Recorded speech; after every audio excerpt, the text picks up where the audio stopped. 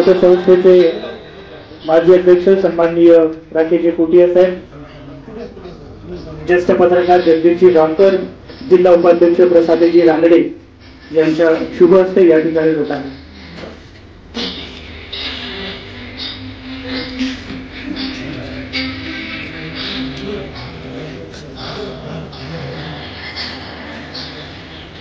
व्यासपीठावरील मान्यवर आणि व्यासपीठासमोरील उपस्थित सर्वांना माझी नम्र विनंती आहे की आपण सर्वांनी आसनस्थ व्हावं. प्रशांत परांजपे यांना की त्यांनी या कार्यक्रमाचं प्रास्ताविक करावं.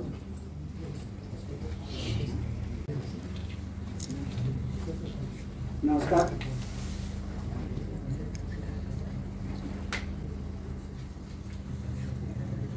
आद्य पत्रकार बाळशास्त्री जांभेकर, लोकमान्य टिळक, भारतरत्न डॉक्टर बाबासाहेब आंबेडकर यांना वंदन करू आजच्या या कार्यक्रमाचे प्रमुख अतिथी माननीय राज्यमंत्री योगेश कदम, त्याचप्रमाणे पद्मश्री दादासाहेब विराजे, युवा मोर्चाचे युवा प्रतिनिधी अक्षयजी पाठक, आमच्या दापोली अर्बन बँक दापोलीचे चेअरमन जयवंत शेठ जाळगावकर, गोपाळ कृष्ण पतसंस्थेचे सर्वेसर्वा राकेशजी कोटिया, आमच्या पत्रकार परिषदेचे ज्येष्ठ आणि श्रेष्ठ असे सदस्य सल्लागार जगदीशजी ओमकर, रत्नागिरी जिल्हा संघटनेचे पदाधिकारी प्रसादजी रानडे, त्याचप्रमाणे दापोलीचे प्रांताधिकारी डॉक्टर कुरकर साहेब, व्यासपीठावरील मान्यवर, त्याचप्रमाणे आमच्या रत्नागिरी जिल्हा मीडियाचे प्रतिनिधी पोळेकर साहेब, उपस्थित सर्व मान्यवर आणि आजचे पुरस्कार प्राप्त आमचे पत्रकार बंधू, त्याचप्रमाणे पत्रकार परिषदेचे आणि उपस्थित असलेले सर्व पत्रकार बंधू आणि डबल अंडरलाईन करून भगिनी, दापोली तालुक्यातील एकमेव भगिनी पत्रकारितेत आहेत. या निमित्ताने त्यांना सहकार्य करण्यासाठी आणखी पत्रकारितेच्या माध्यमातून भगिनींनी सहभाग घ्यावा. दापोली तालुका मराठी पत्रकार परिषद 2014ला आपले असं एकत्रीकरण असावं असा विषय हा इथल्या पत्रकारांच्या मनामध्ये आला आणि तत्कालीन विभाग संघटक पालांडे मॅडम, धनश्री पालांडे मॅडम, त्याचप्रमाणे आमचे भामकर साहेब, प्रसादजी रानडे आणि अशा मंडळींच्या मनामध्ये हा एकत्रीकरणाचा विषय आला आणि हळूहळू दापोलीतील पत्रकार एकत्र आले आणि जी 10 वर्षापूर्वी जोमाने सुरुवात झाली ते आजपर्यंत त्याचा वटवृक्ष झाला आहे. पत्रकारांचं काम म्हणजे फक्त बातम्या देणं असं नसून विविध क्षेत्रामध्ये किंबहुना समाजाचा जो काही कल्लेला भाग असेल किंवा जिथे जिथे म्हणून गरज असेल त्या ठिकाणी धावत जाऊन सहकार्य करणं असा ठाव मनामध्ये घेऊन संघटनेने कामाला सुरुवात केली. 2015 मध्ये हे काम सुरू झाल्यानंतर कौतुकाची थाप ही पत्रकारांच्या पाठीवर असणं ही आवश्यक असतं आणि त्यामुळे सुरुवातीच्या काळामध्ये 2015च्या काळात संघटनेने पत्रकार दिनाला सुरुवात केली. दरम्यान ही संघटना निर्माण होण्यापूर्वी सुद्धा एकत्रीकरण होतच आणि मला सांगायला अभिमान वाटेल, मुंबई गोवा महामार्गाचं आंदोलन असेल म्हणजे काय झालंय, चौपदरीकरण व्हावं म्हणून पत्रकारांनी आवाज उठवला. आज आता आमचा बालहट्ट मंत्री महोदय असेल की आम्ही जो हट्ट केला होता चौपदरीकरणाचा मुंबई गोवा महामार्गाचा, त्याची पूर्तता ही पुढल्या 14 महिन्यात तरी होईल का असा एक शंकेची पाल किंबहुना असा पुन्हा एकदा बालहट्ट पत्रकारांचा असेल. इथून जी सुरुवात झाली त्यातही दापोली पत्रकार परिषद जोमाने सहभागी झाली होती. किंबहुना चिपळूणखेड येथे पत्रकारांवर जे काही हल्ले झाले असतील तर किंवा मशाल मोर्चा असेल यामध्ये त्यांचा सहभाग होता. पुढे जाऊन आरोग्य हा आपला अतिशय संवेदनशील विषय आहे आणि यासाठी आरोग्याला हे कमी पडतंय ते कमी पडतंय अशी बातमी न करता किंबहुना त्याच्या पूर्ततेकरिता पत्रकार परिषदेला उपोषणाचा मार्गही अवलंबावा लागला होता. त्यामुळे दापोलीमध्ये उत्तम अशी आरोग्य व्यवस्था असावी. त्याचप्रमाणे महामंडळ एसटी महामंडळासंदर्भातही पत्रकारांना रस्त्यावर उतरण्याची वेळ आहे. अशा विविध उपाययोजना या शासनाकडून करून घेण्यासाठी नुसतंच बातमी न करता कृतिशील असा पाठिंबा किंवा सहकार्य हे चौथ्या स्तंभाच्या माध्यमातून जनतेला करण्याचा प्रयत्न किंबहुना यशस्वी प्रयत्न करण्यात आला आहे. त्याचा पुढचा टप्पा घेताना दरम्यान आपल्या सगळ्यांनाच अडचणीत आणणारा कोविड आला. या काळातही पत्रकार परिषदेने अतिशय जोमाचं आणि जोमाने असं कामगिरी केली की कोविडमधून बाहेर पडण्यासाठी पॉझिटिव्ह न्यूज असतील आणि प्रसंगी रुग्णांना लागणारी मदत असेल, तर यातही आपली पत्रकार परिषद ही जोमानं काम करत होती. यावेळीच मगाशी मी म्हटलं तसं सुरुवातीच्या काळामध्ये जे पत्रकारांचे सन्मान झाले त्यावेळी दापोलीच्या विकासाला गती यावी या एका उद्देशातून दाविक्ष फाउंडेशन आणि पत्रकार परिषद यांच्या माध्यमातून सुरुवातीला एक कार्यक्रम हा पन्हाळेकाजी येथे झाला होता, उन्हवरे येथे झाला होता. माननीय योगेश दादाही या कार्यक्रमाला उपस्थित होते आणि अशी ही फक्त त्याची उजळणी आहे की ही आज 10 वर्षाची जी काही वाटचाल आहे ते करत असताना ज्यावेळी आरोग्याचा विषय येतोय त्यावेळी 100 खाटांचं जे काही रुग्णालय आहे ते दादांच्या माध्यमातून इथे होत आहे. त्याला अनुसरूनच रत्नागिरी जिल्ह्यामध्ये अद्ययावत असं मल्टी स्पेशालिस्ट हॉस्पिटल आज दुर्दैवाने आपल्याकडे किडनी कॅन्सर या दुर्धर आजारांवर उपचार करण्याकरता पुणे किंवा मुंबईला धाव घ्यावी लागते. या संदर्भात फुले मॅडम ज्या वेळेला त्यांच्याकडे चार्ज होता तेव्हा आम्ही त्यांच्या समोर विषय घेतला होता. एकच ठोकळेबाज उत्तर आलं, आपल्याकडे काही व्यवस्था नाही. व्यवस्था कोणी करायची? पत्रकारांनी करायची का? तर यासाठी दादा पत्रकारांचं अजून एक बालहट्ट असणार आहे की आपण मल्टी स्पेशालिस्ट सर्व सुविधांनी उपयुक्त असं एखादं मध्यवर्ती हॉस्पिटल किंवा ती सुविधा या उपलब्ध कराव्यात.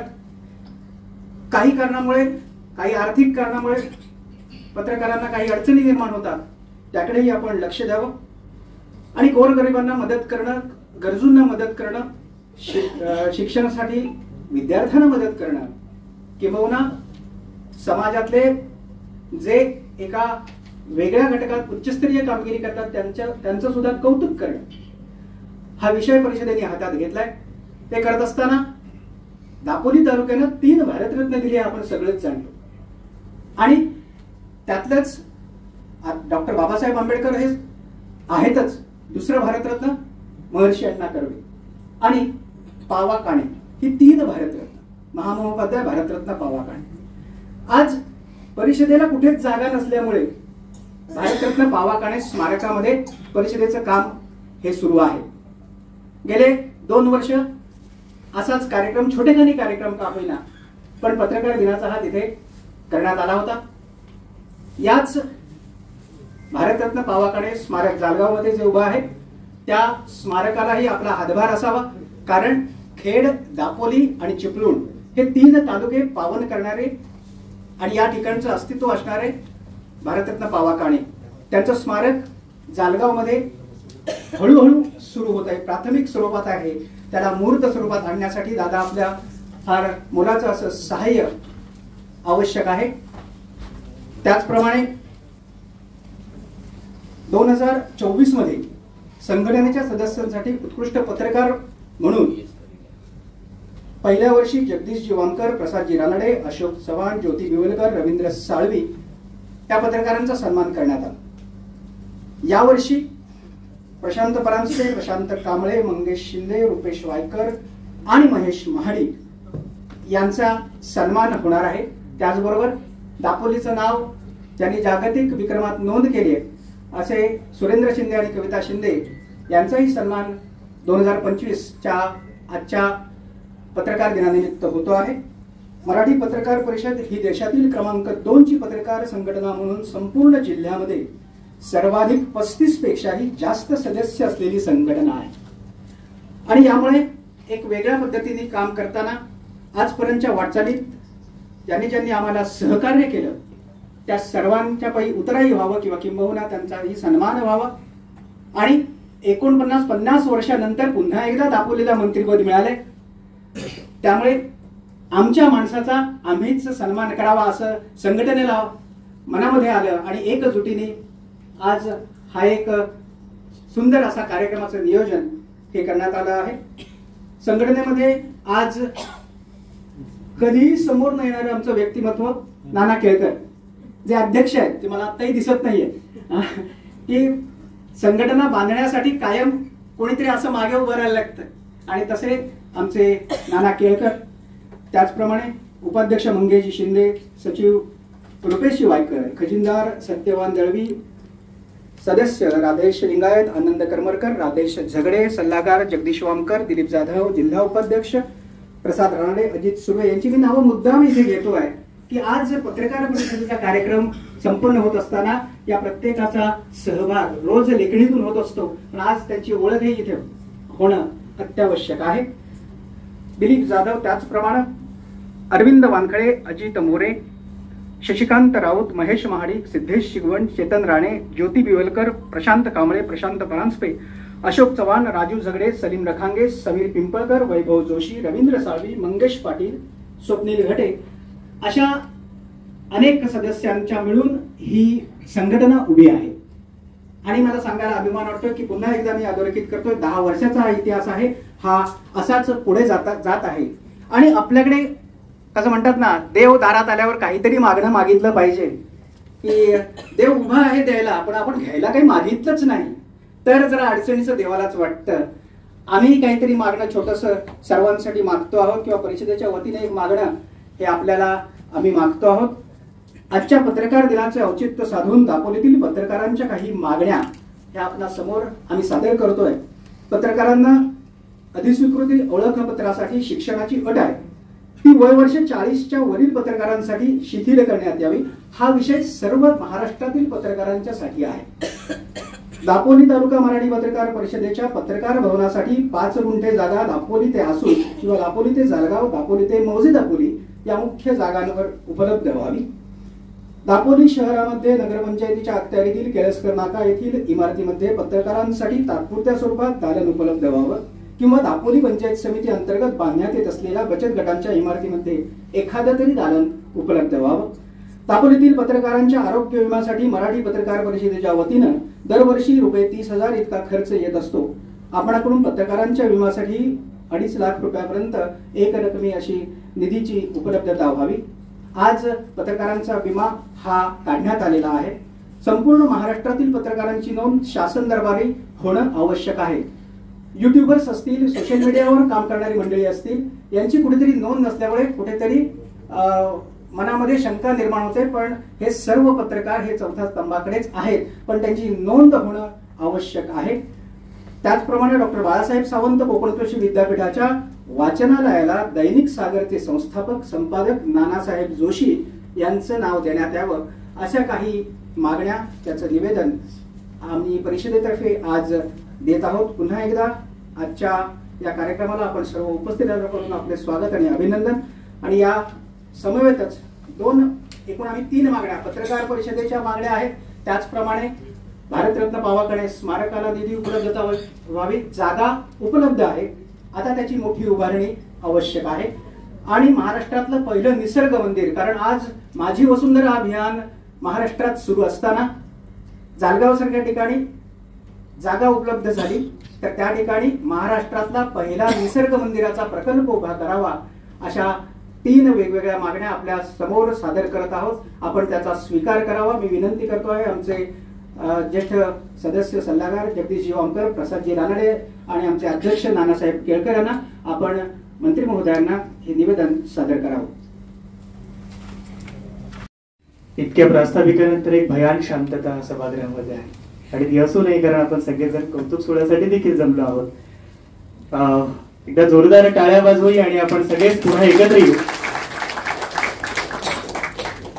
दादा इतक्या मागण्या मागितल्यानंतर आणि अर्थात त्याचं कौतुक देखील झालं, आपल्या कामाचं देखील कौतुक झालं, पण गेल्या 5 वर्षामध्ये जितकं काम दापोली खेड मंडणगड विधानसभा क्षेत्रामध्ये आपण पाहतोय, मला एक शेर सुचला झाला, गुलाब चाफा मोगरा जोई जाई शपथ, आणि तुमच्यासारखं कुणीच नाही आई शपथ. कारण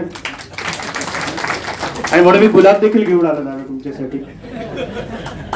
कारण असं आहे की बेसिकली त्याच माणसाकडे मागितले जाते की जो खऱ्या अर्थानं दोन्ही हात ठेवून समाजासाठी काम करत राहतो. दिवस रात्र ऊन वारा पाऊस कुठंच बघितलं जात नाही. काय वेळ बघितली, जेव्हा काम संपतं तेव्हा वेळ थांबते. आणि अशीच माणसं खऱ्या अर्थानं लोकप्रतिनिधी म्हणून जर समाजात असतील तर दादा 2036 मध्ये ज्या भारताकडे विकसनशील भारत, ते विकसित भारत म्हणून बघितलं जात आहे, ते खऱ्या अर्थानं आपल्यासारख्या लोकप्रतिनिधींच्या माध्यमातून होऊ शकेल असा विश्वास देखील आमच्या मनामध्ये आहे. भारतीय संस्कृती आहे आणि पाहुण्यांचं स्वागत करणं खरं तर अतिथी नाहीये, जो तिथी न बघता येतो त्याला अतिथी असं म्हटलं जातं, पण आपण अतिथी नाहीयेत, आपलं नाव पत्रिकेवरती आहे, त्यामुळे तुमचा सन्मान करणं आम्ही आमचं कर्तव्य समजतो. आणि मी त्यांना सन्मान करण्यापूर्वी मानपत्राचं वाचन करण्यासाठी प्रशांत कांबळे आपणास विनंती करतो की कृपया आपण मानपत्राचं वाचन करावं. धन्यवाद. पुन्हा दापोली तालुका मराठी पत्रकार परिषदेच्या वतीने सन्माननीय राज्यमंत्री नामदार योगेशदादा कदम यांना आपण मानपत्र सादर करणार आहोत. त्या मानपत्राचं वाचन मी आपल्यासमोर करतोय. दापोलीच्या राजकीय क्षेत्रात मागील कित्येक वर्षांची असणारी युवा नेतृत्वाची उणीव आपण भरून काढली. कोकणाच्या राजकारणातील या दुसऱ्या पिढीकडे असणारा सामाजिक आणि राजकीय दृष्टिकोन कोकणाला विकासाच्या एका वेगळ्या पर्वात उभा करेल असा दृढ विश्वास समस्त कोकणवासियांच्या मनात निर्माण करण्यात आपल्या नेतृत्वाचा सिंहाचा वाटा आहे.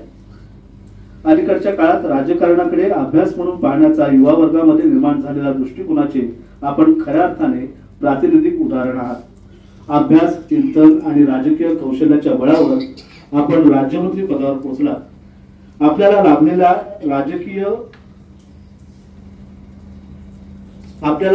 राजकीय वारशाचे महात्म्य जपताना महाराष्ट्राच्या राजकारणात स्वतःची वेगळी ओळख निर्माण करण्यात आपण यशस्वी झाला. राजकारणाला दुय्यम स्थानी ठेवून केवळ मतदारसंघाच्या विकासाला प्राधान्य देणाऱ्या आपल्या नेतृत्वाने आपल्यातील संवेदनशीलतेची ओळख दापोलीला तर घडवली आहेच, आता ती संबंध महाराष्ट्रालाही घडेल. कोकणातील युवकांचे स्थलांतर रोखण्यासाठी आणि महिलांना आर्थिकदृष्ट्या सक्षम करण्यासाठी आपण सुरू केलेल्या कार्याला आता अधिकची गती मिळेल, यात आता कोणतीही शंका नाही. राजकारणाचा कौटुंबिक वारसा असताना देखील तत्कालीन राजकीय परिस्थितीशी आपल्याला कराव्या लागलेल्या संघर्षाने आपल्या नेतृत्वाला अधिकची धार मिळवून दिली. यामुळेच योगेश ज्योती रामदास भाई कदम हे नाव आता महाराष्ट्राच्या मुख्य प्रवाहातील राजकारणाला जोडलं गेलंय. भविष्यात हे नाव म्हणजेच महाराष्ट्र अशी ओळख निर्माण करण्यात आपण निश्चितपणे यशस्वी करा असा आशावाद आपल्या या दापोली मतदारसंघाच्या मनात आहे. आपल्या दुर्दम्य इच्छाशक्तीला मिळालेली अविश्रांत मेहनतीची जोड आणि आपल्या कार्यपद्धतीतील वेगळेपणाच्या जोरावर महाराष्ट्राच्या राजकीय पटलावर आपलं नाव कोरण्यात आपण यशस्वी झाला. यापुढे देशाच्या राजकीय क्षितिजावर महाराष्ट्रातील हा स्वयंप्रकाशित तारा अविरत तेजात राहो, याच मनपूर्वक शुभेच्छा. धन्यवाद. धन्यवाद प्रशांतजी. मी विनंती करतो सल्लागार जगदीशी वामकर आणि जिल्हा उपाध्यक्ष प्रसादजी रानडे त्यांनी कृपया हे मानपत्र दादांना देऊन त्यांचा सन्मान आणि सत्कार करावा. गुणवत्तेतून निरंतर विकास पाठक नावाच्या या वृत्तीतल्या पुण्याईचं पूर्वसंचित सोबत घेऊन सुरू झालेला आपला प्रवास आज यशाच्या एका अशा टप्प्यावर येऊन पोहोचलाय, ज्या टप्प्यावर इथून पुढचा प्रवास हा निरंतर अक्षय राहणार असल्याची खात्री सगळ्यांकडूनच दिली जाते. आपल्याला मिळालेल्या संस्कार आणि बुद्धिमत्तेला अविश्रांत मेहनतीची आणि चाणक्य व्यवहार कौशल्याची जोड देऊन आजच्या यशाला अक्षय बनवण्याचं आपलं सामर्थ्य पुन्हा एकदा फाटक हे केवळ नाव नाही तर तो एक ब्रँड असल्याचं सिद्ध करताना पाहायला मिळतंय. खरं तर कोणत्याही व्यवसायाची सुवर्ण महोत्सवी किंवा शतक महोत्सवी वाटचाल हीच त्या व्यवसायाचे पारंपरिक यश अधोरेखित करत असते. मात्र व्यवसायाची सुरुवात हीच पुढील कित्येक वर्षांच्या निरंतर यशाची परंपरा बनेल अशी खात्री देणारे यश आपण आपल्या कौशल्याच्या आणि कष्टाच्या जोरावर मिळवत आहात. संस्कार, कौशल्य आणि सातत्य यांच्या पायाभूत आधारावर उभं असलेलं आपलं यश हे आम्हाला सेतू बांधारे या भावनेशी साधर्म्य सांगणारच वाटतं.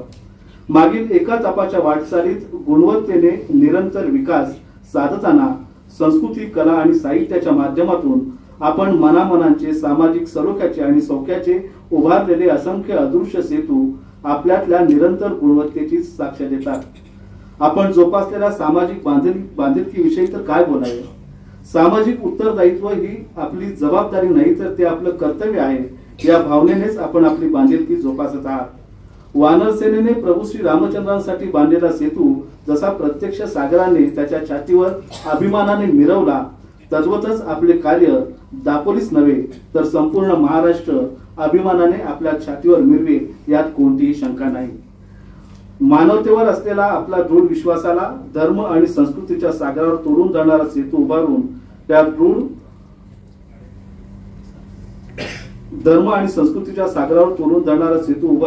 त्यातून सुदृढ राष्ट्र निर्मिती करण्याच्या आपल्या हेतूला प्रभू श्रीरामांचा आशीर्वाद आहेच. सेतू नचहा क्रतु श्रमांचा, विशाल हेतू श्रीरामांचा, महिमा त्यांच्या शुभ नामाचा, तबकुनी बगती संग कार्य हे स्तब्ध दिशाचारी. आपली यशकीर्ती अशीच दशदिशातून आसमंतातून दुमदुमत राहो, यात सदिच्छा. धन्यवाद. धन्यवाद. मी सन्माननीय मंगेशजी शिंदे आपणास विनंती करतो की कृपया आपण अक्षय फाटक यांचं मानपत्र त्यांना सन्मानित करावं. घरातल्या स्मरशिला तिथे जाऊन आता तुम्हाला धडे द्यावे लागतात, हे खऱ्या अर्थानं आमच्या कोकणाचा वैभव आणि भूषण आहे. त्याचा देखील आम्ही या ठिकाणी सन्मान करतो आहे. शैलेंद्र केळकर आपणास विनंती आहे की सन्माननीय डॉक्टर जेवणशेठ जालगावकर यांचा आपण सन्मान करावा. तर थोड्याशा आपण जोड्या उपस्थित आहेत. मी त्यांना विनंती करतो G24 तासचे प्रणव पोळेकर आणि त्यांची टीम रत्नागिरीहून या ठिकाणी उपस्थित आहेत आणि ते दादा आपला सन्मान करू इच्छित आहेत. आपणास विनंती आहे की कृपया आपण कृषी उत्पन्न बाजार समितीचे माजी अध्यक्ष सन्माननीय मधुकर काका दळवी, महाराष्ट्र राज्य माध्यमिक मुख्याध्यापक महामंडळाचे कोषाध्यक्ष संदेश राऊत सर, दापोली नगरपंचायतीचे नगरसेवक सन्माननीय हनुमंत शेठ रखांगे, अर्बन बँकेचे संचालक MR शेट्टे साहेब, भारतीय जनता पार्टीचे युवा नेते आमचे मित्र स्वरूप महाजन, वंचित बहुजन आघाडी जिल्हा सचिव ऍडव्होकेट संदेश तथा नाना मोरे,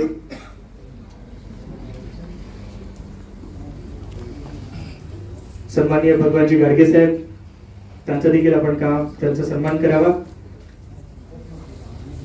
सन्माननीय सुधीरजी कालेकर काका, सन्माननीय किशोरभाई देसाई, सन्माननीय चारुता कामतेकर मॅडम, नगरसेविका शिवानी खांडविलकर,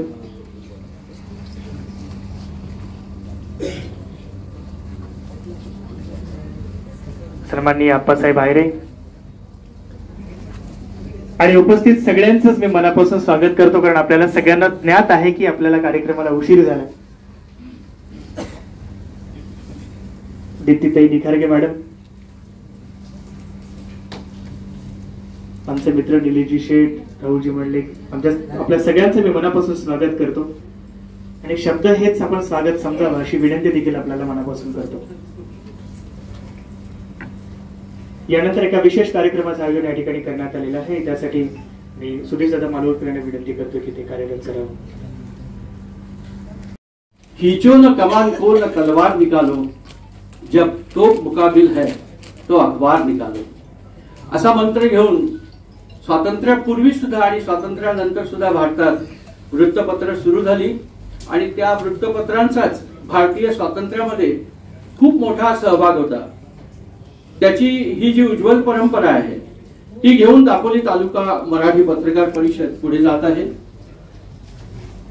12 महिने 24 तास सातत्याने जो जागृतपणे ज्याला काम करावं लागतं त्या क्षेत्रामध्ये जी काही मोजकी 4-5 क्षेत्र आहे त्यातलं पत्रकारिता हे क्षेत्र आहे. पत्रकाराला वर्किंग अवर्स असे नसतात. रात्री 2 वाजता जरी घंटी वाजली तरी त्याला जाऊन पत्रकारिता करायची आहे. तर त्याचंच प्रतीक म्हणून आपण एक दिनदर्शिका प्रकाशित करत आहोत. मी पत्रकार संघाच्या मान्यवरांना सांगतो की दिनदर्शिका प्रकाशनासाठी कृपया घेऊन या. माननीय नामदार योगेशजी कदम यांना मी विनंती करेन आणि सर्व मान्यवरांना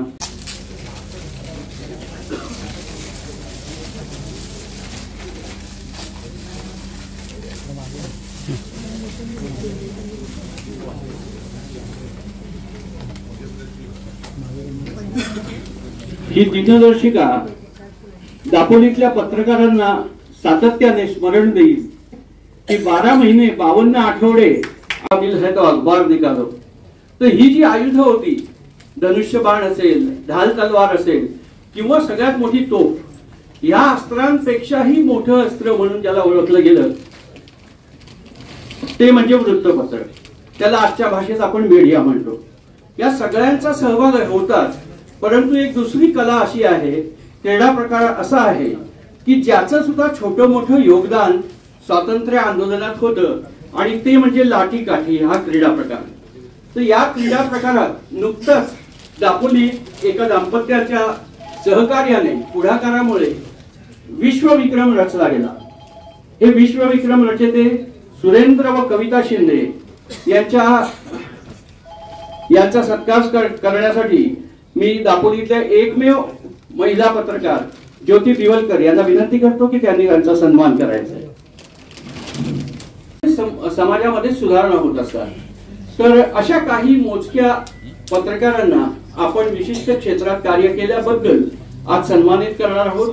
सर्वप्रथम पर्यावरण या क्षेत्रामध्ये सातत्याने हा विषय लावून धरून जे पत्रकारिता करतायत ते आहेत अर्थातच आपल्या सगळ्यांना ज्ञात असलेले श्री प्रशांत परांजपे यांचा परिचय थोडक्यात आपण कुणालकडून जाणून घेणार आहोत आणि त्यानंतर त्यांचा सत्कार।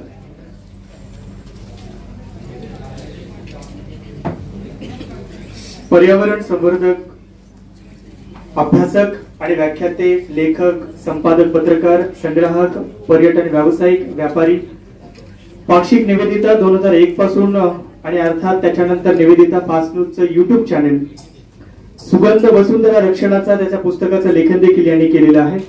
मुंबई आकाशवाणी अस्मिता वाहिनीवरून 4 वर्ष ऐसी अक्षरे रसिके या कार्यक्रमातून रसिकांशी थेट संवाद साधला।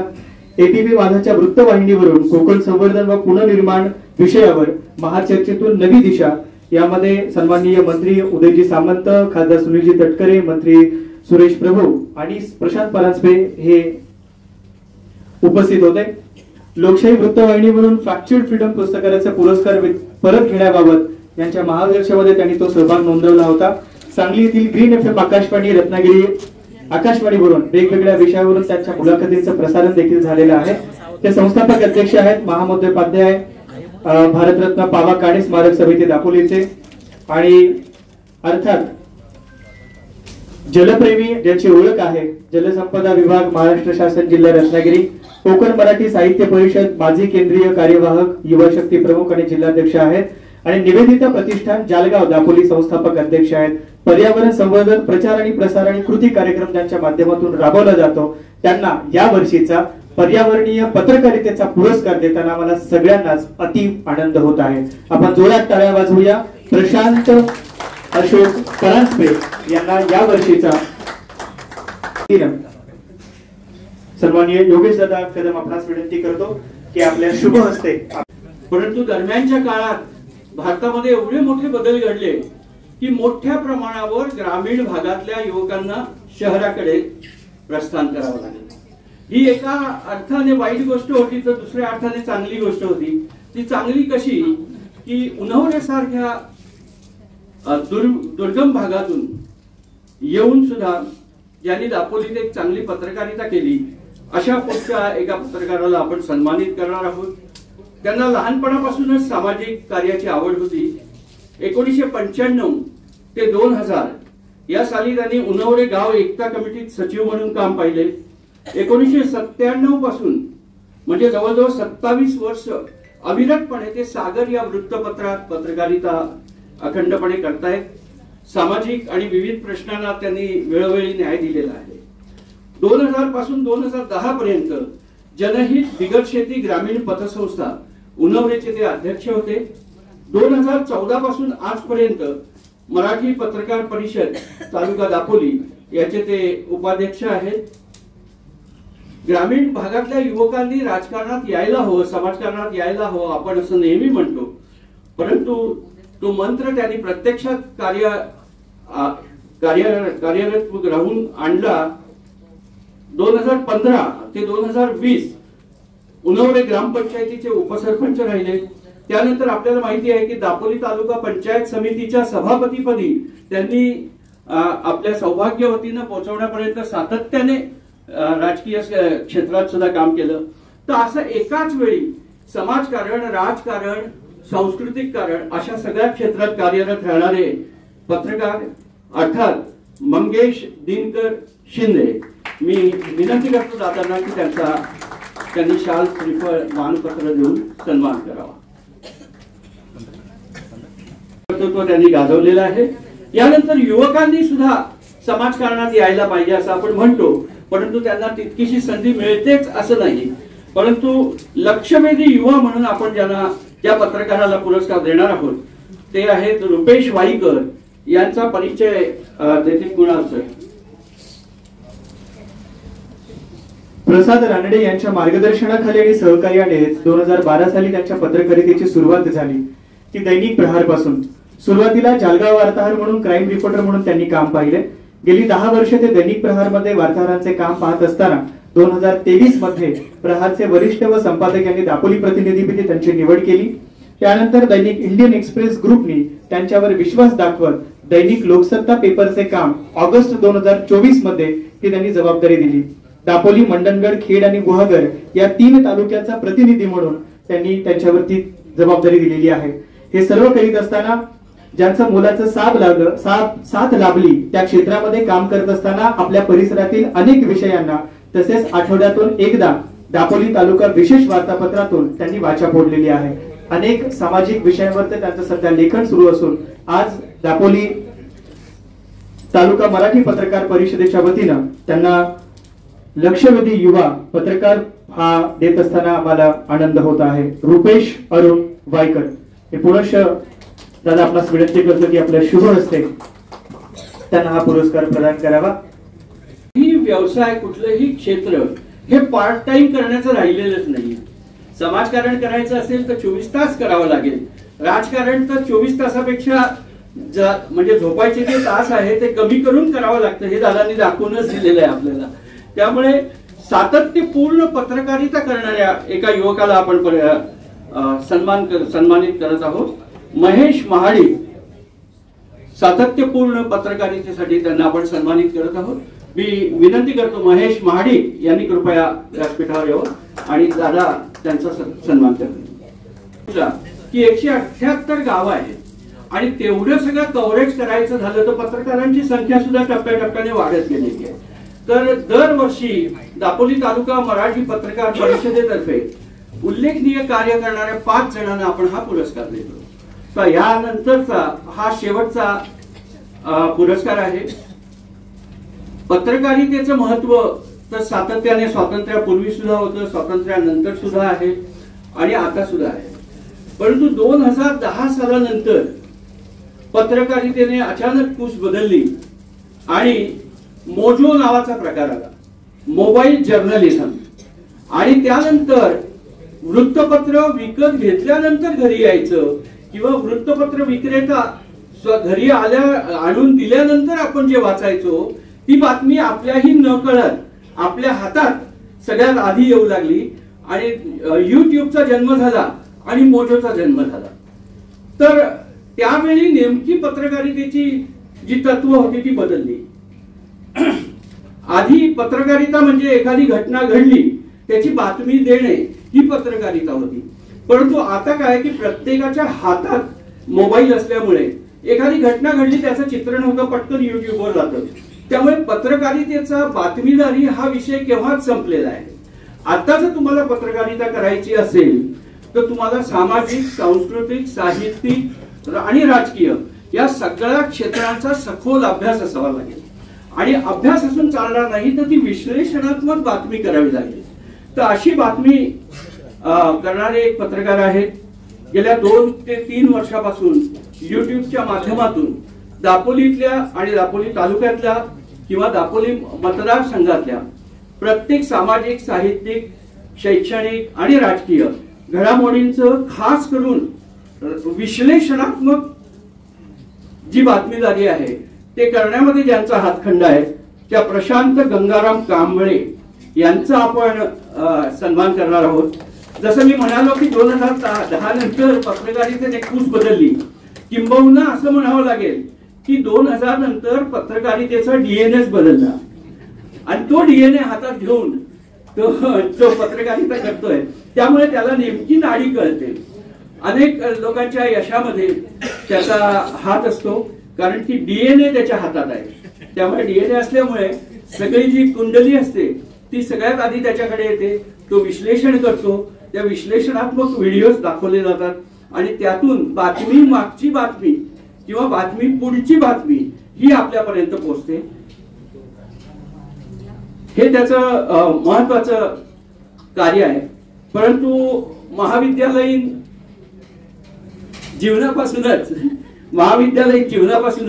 त्याला अभिनयाची आवड होती आणि आताही तो तिथून लवकर माझा सत्कार करा असा अभिनय करतोय. तर आपण तो मान्य करू आणि आपण मी दादांना विनंती करतो, योगेश दादा कर्मांना, की त्यांनी त्याचा सन्मान करावा.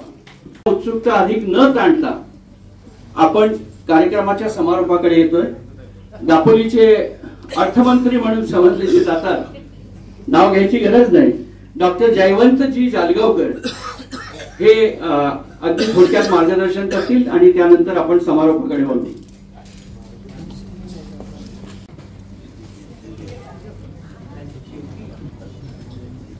आज मराठी पत्रकार दिनानिमित्त या कार्यक्रमासाठी आवर्जून उपस्थित राहिलेले महाराष्ट्र राज्याचे राज्यमंत्री आदरणीय योगेशदादा कदम,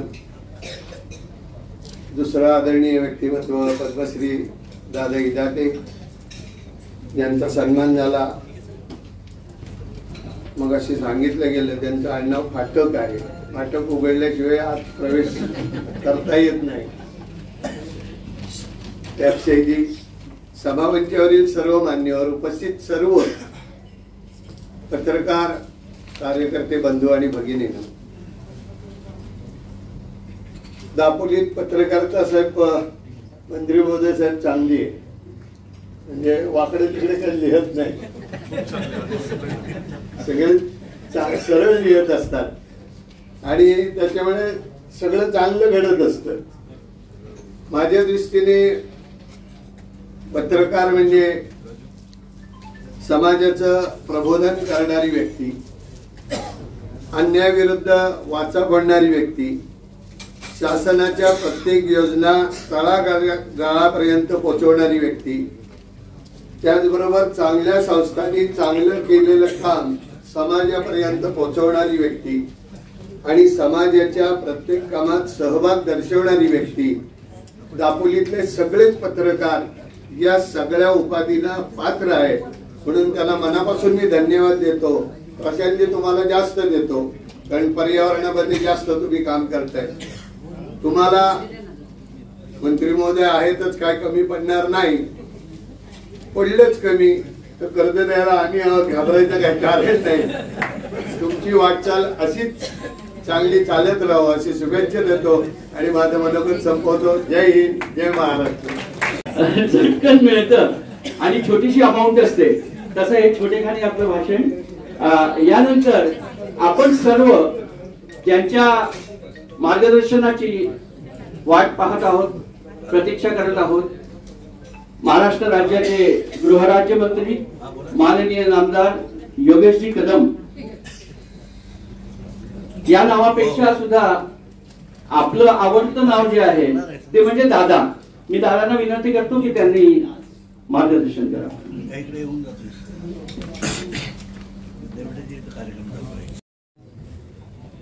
मराठी पत्रकार दिनाच्या निमित्ताने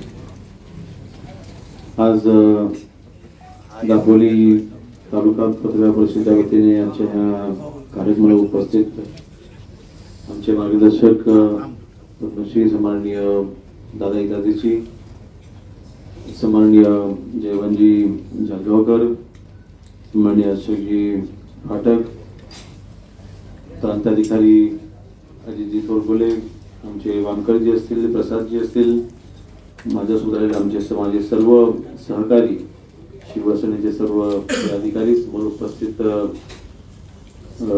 विशेषतः उपस्थित सर्व पत्रकार बांधव, उपस्थित सर्व बंधू भगिनी आणि मातांनो, मला वाटतं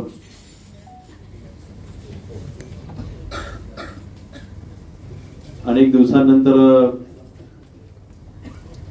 पत्रकार बांधवांसोबत कार्यक्रमामध्ये उपस्थित राहायची संधी मिळालेली आहे. त्यामुळे बोलत असताना अतिशय काळजीपूर्वक बोलावं लागणार आहे. शब्द वापरत असताना काळजीपूर्वक वापरावे लागणार आहेत. आणि कारण विशेषतः आपल्या सर्वांच्या आशीर्वादाने मंत्रिपदाची शपथ घेतल्यानंतर, मंत्री झाल्याच्या नंतर पहिलाच कार्यक्रम दापोलीमध्ये जाहीर होतो तो पत्रकारांच्या सोबतच होतो.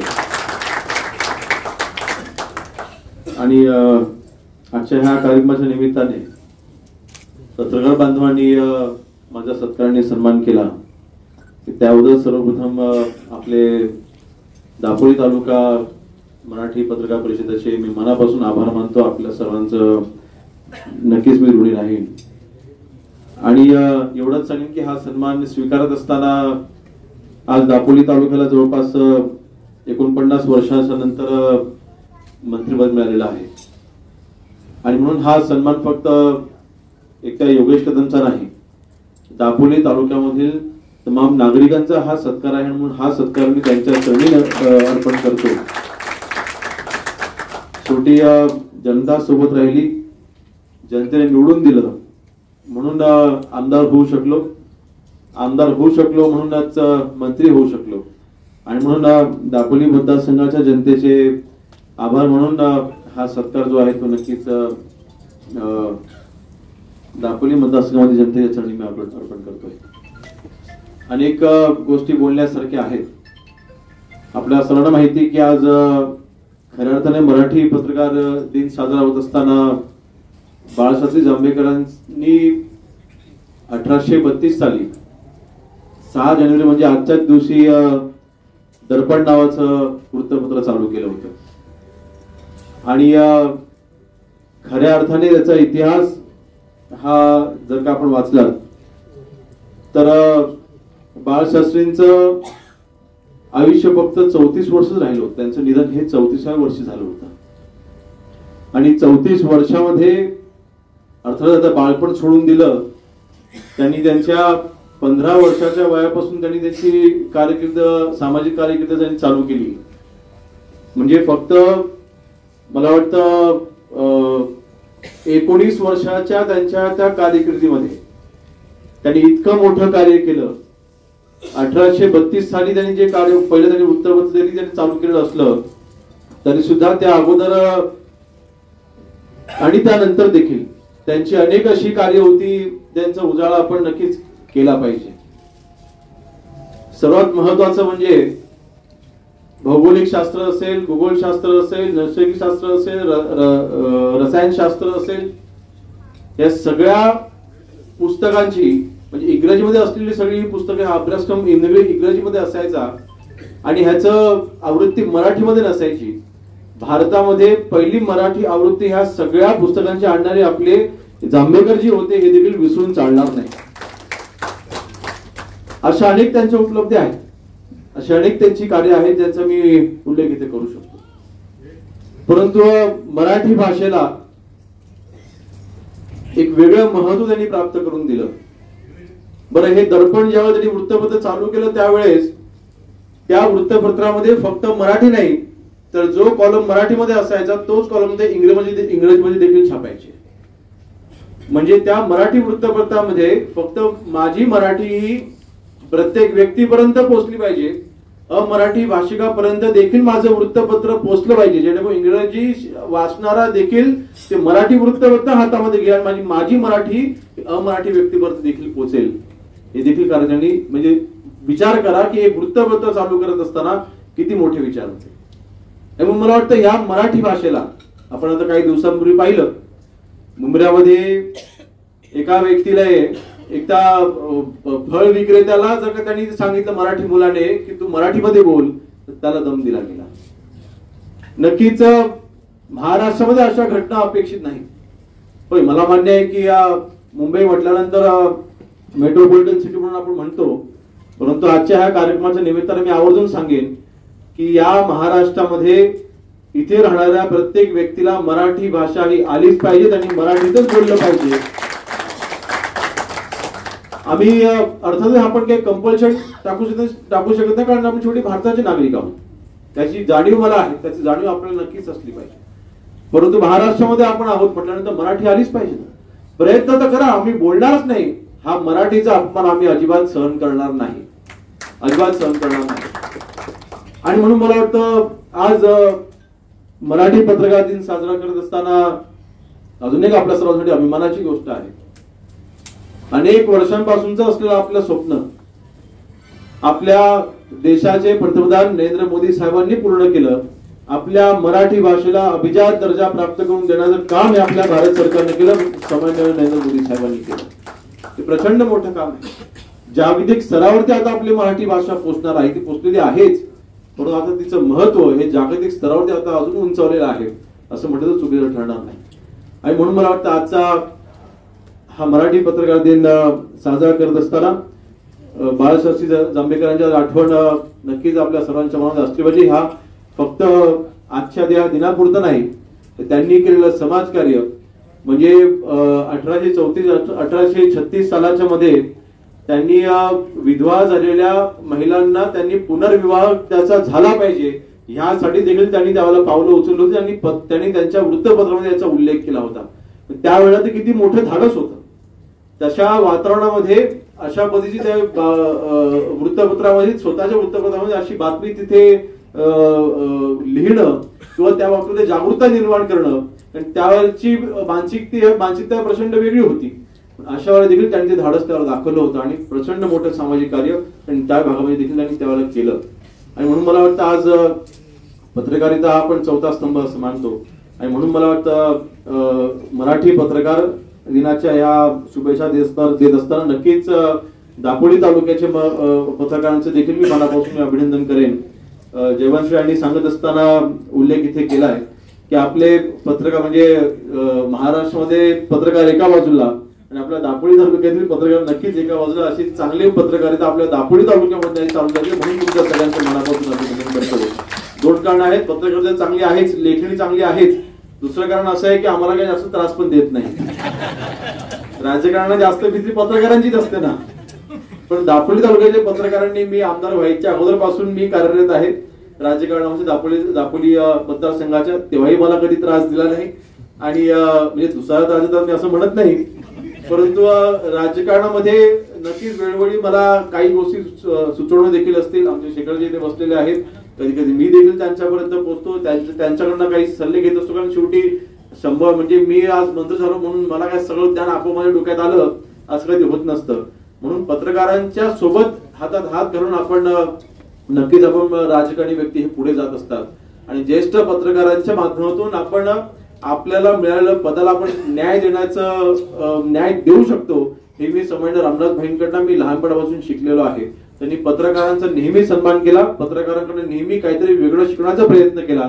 नक्कीच आपल्या पत्रकारितेमधून देखील आम्हाला नेहमीच अशी काही ना काहीतरी शिकवण ही मिळतच राहील हा विश्वास दर्शवतो. आणि पत्रकार दिनाच्या निमित्ताने आपण ज्या ज्या पत्रकारांचा आपण सत्कार सन्मान केला त्या सगळ्यांचं मनापासून मी आज इथे अभिनंदन करतो आणि माझा सत्कार केला त्याबद्दल पुन्हा एकदा आपल्या सर्वांचा आभार मानतो आणि इथेच थांबतो. जय हिंद, जय महाराष्ट्र.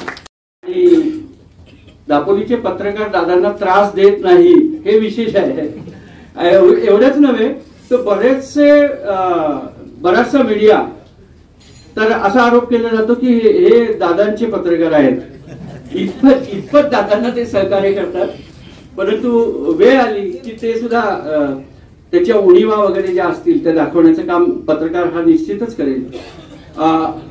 दापोलीचं आपण नाव नेहमी घेतो 3 भारतरत्नांसाठी. हा झाला सगळा इतिहास, परंतु वर्तमानामध्ये 20व्या शतकाच्या शेवटी आणि 21व्या शतकाच्या सुरुवातीच्या पर्वामध्ये जर कुठलं नाव दापोलीसाठी इतिहासात नोंदवायचं असेल तर ते पद्मश्री दादा इदाते यांच्याशिवाय कुठलंच नसणार. दिव्यत्वाची जेथ प्रचिती तेथे कर दापोलीकरांची जुळती. दादा, आपण अध्यक्षीय भाषण करून आजच्या कार्यक्रमाचा समारोप करा.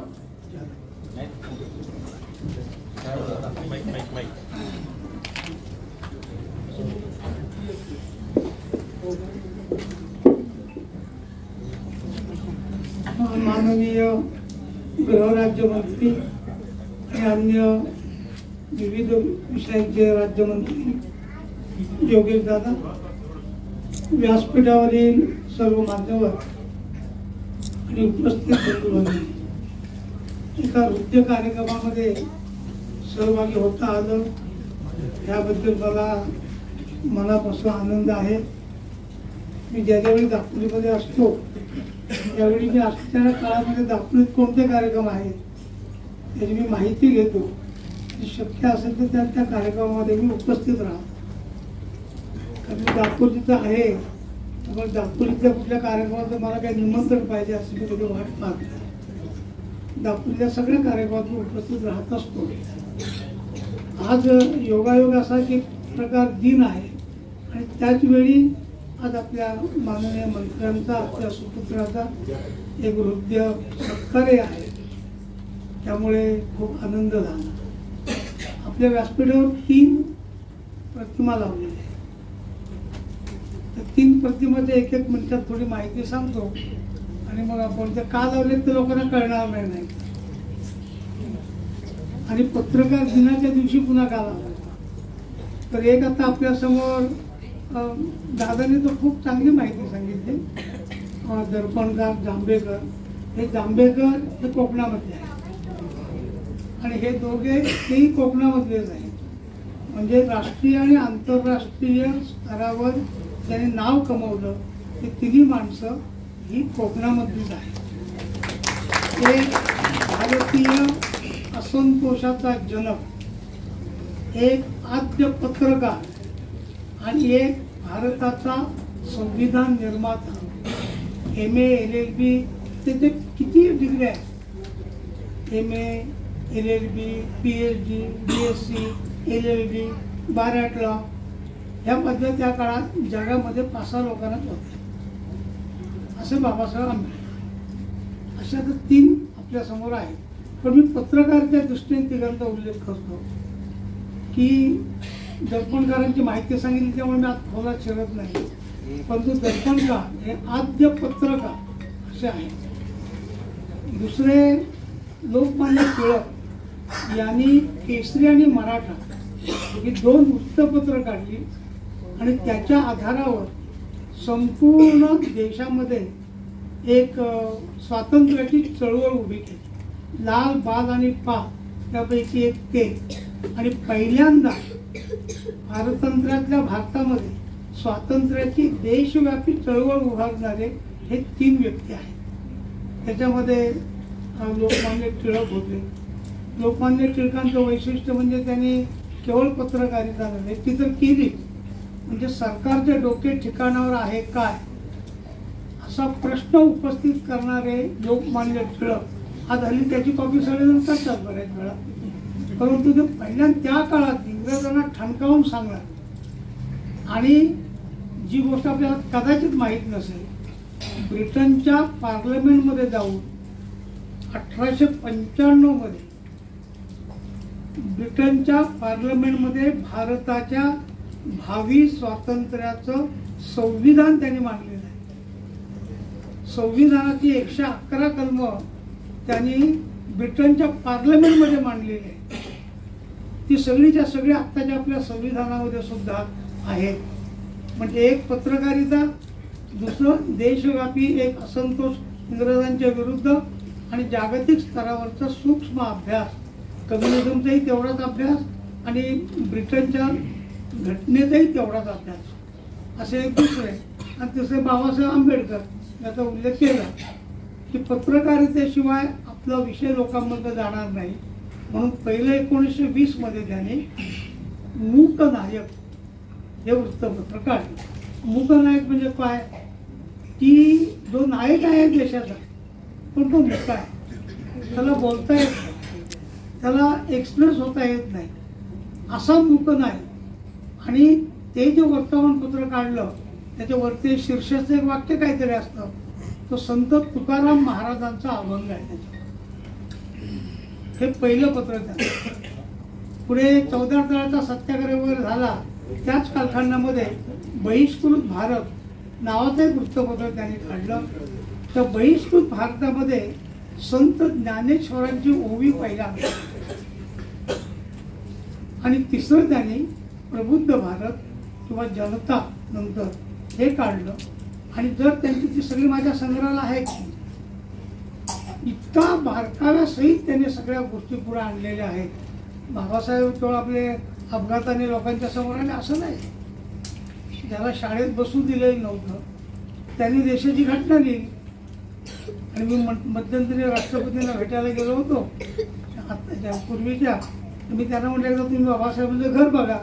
कशासाठी बघा, तर त्यांना तुम्ही शाळेत बसू दिलं नाही तरी ते शिकले, त्यांनीच घटना लिहिली, त्या घटनेचे सर्वोच्च पद आहे त्याच्यावर तुम्ही आहात, मग किमान त्यांचं गाव तरी बघा. तर आले, गाव बघायला आले इथे.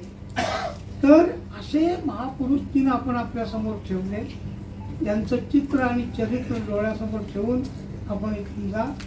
आणि योगेश दादा ज्या पदांच्यावर आता आहे ती पदं अत्यंत मूलभूत विचार लोकांशी संबंधित, प्रत्येक स्तरावर लोकांशी संबंधित अशी ती सगळी स्थानं आहे.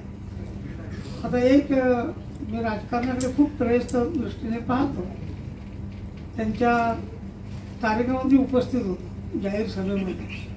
तो एकनाथ शिंदे यांनी घोषणा केली की तुम्ही त्यांना आमदार करा, मी त्यांना नामदार करतो. आणि त्यांनी ते केलं, त्याबद्दल पहिल्यांदा त्यांचं अभिनंदन. आणि असा लोकशाहीत असा आहे 100 मतं आहे, एकाला 49 पडली, एकाला 51 पडली, निवडून कोण येणार? 51. म्हणजे 49 ही किंमत शून्य झाली का? त्यामुळे तुम्हाला जी मतं दिली नाहीत त्याने ती स्वतः तुमच्याच मतं झाली, त्यांचे सुद्धा तुम्हीच पालक आहात, सगळ्या महाराष्ट्राचे तुम्ही आता पालक आहात. आणि ही पदं अशी आहेत, मी जवळने पदावर राहणारी माणसं जवळनं पाहिलेली आहे, विशेषतः गोपीनाथ मुंडेंचं खूप जवळून मी पाहिलेलं आहे. गृहमंत्री म्हणजे काय असतं ते. आता कुठल्या मोठ्या पदावर तुम्ही आहात याची जाणीव मला आहे. आणि सगळे महत्त्वाचे खाते आहेत. सगळ्या समाजाला आपल्या कवेमध्ये घेऊन एक विकसित भारत 2047 इकडे वाटचाल करण्याच्या प्रक्रियेमध्ये महाराष्ट्राला अनेक स्तरावर आपण पुढे न्या. उद्योगधंद्याच्या बाबतीत महाराष्ट्र आज 1 क्रमांकावर आलेला आहे. ट्रिलियनच्या भानगडीमध्ये आपण अर्थशास्त्राच्या जगाच्या 3ऱ्या क्रमांकावर लवकरच येतो आहोत.